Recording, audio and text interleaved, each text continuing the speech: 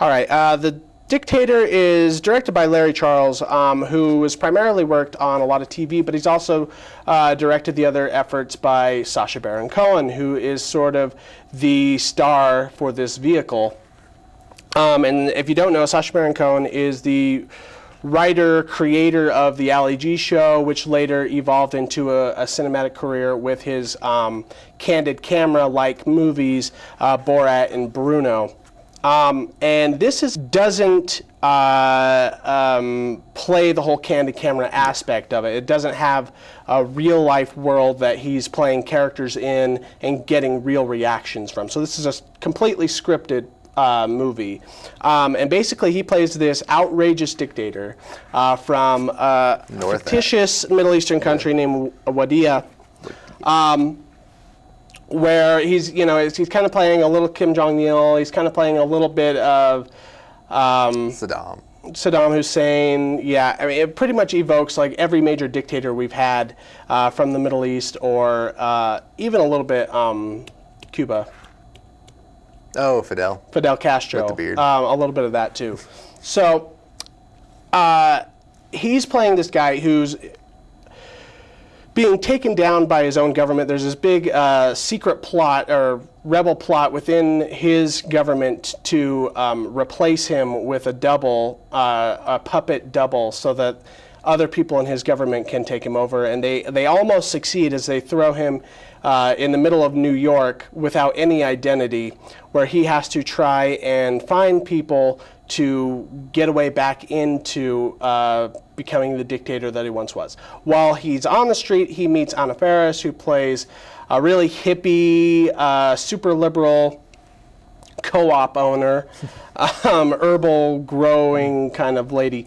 And she's trying to teach him the ways of like freedom and non-oppression and, not to be completely racist and sexist.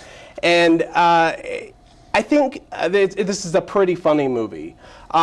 It's not as biting or as heart-racing as his older stuff because you don't have those real reactions. You don't, at any given point, you know that he's not actually in real danger, unlike those other movies where you weren't sure if he was going to make it by the end. Especially the end of Bruno. Yeah. I'm pretty sure he almost died in that. Yeah, and that's how the Ali G show was, too. And he put himself in these extreme situations. Of course, now he's so famous, can't really do that anymore because too many people know who he is.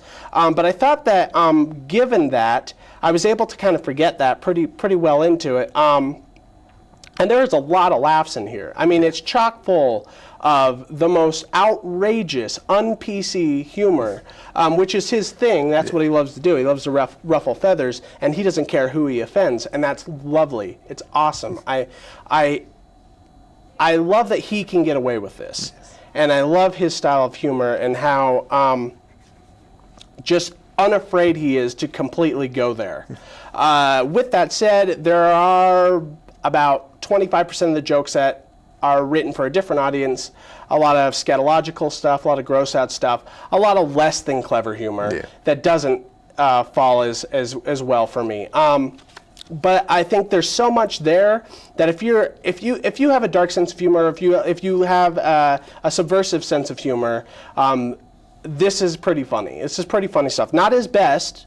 I still probably like Bruno and Borat more. But I thought this was pretty good. The only real disappointing thing is that given the fact that he's taking on a narrative structure now, they don't really do much with that. It's pretty loose narrative. It doesn't really matter what happens, if he gets the girl, any of that. You don't really care about. It's all just sort of a framework for the type of humor he wants to do and for the type of characters he likes to play. So I would have liked to seen them explore narrative a little bit more satisfying. But yeah, I give it a B-. I think it's pretty funny. Nice. Well, we're on the same page there. I gave it a B-, basically for all the same reasons. I was kind of excited that I still really enjoy Borat and Bruno more. I like that real reaction. Yeah, the real-time reaction. They're a lot more politically oriented and trying to get what's really going on in the world with these kind of matters. But yeah, no one really cares about.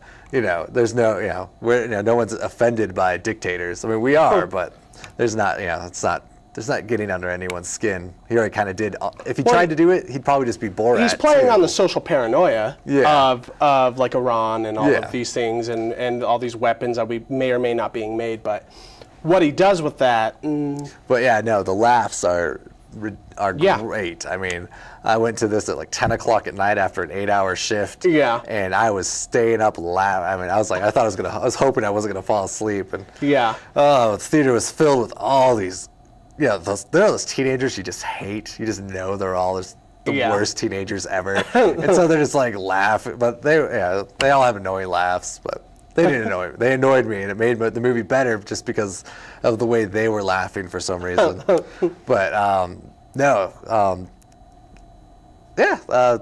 thought it was a pretty good movie. Definitely not worth the B+ or whatever, but definitely worth checking out. I think you'll probably like it more as a rental. But it's funny. And the fact that he can still make me go, oh my God, like can you say that? Like that must be something to commend. Must be.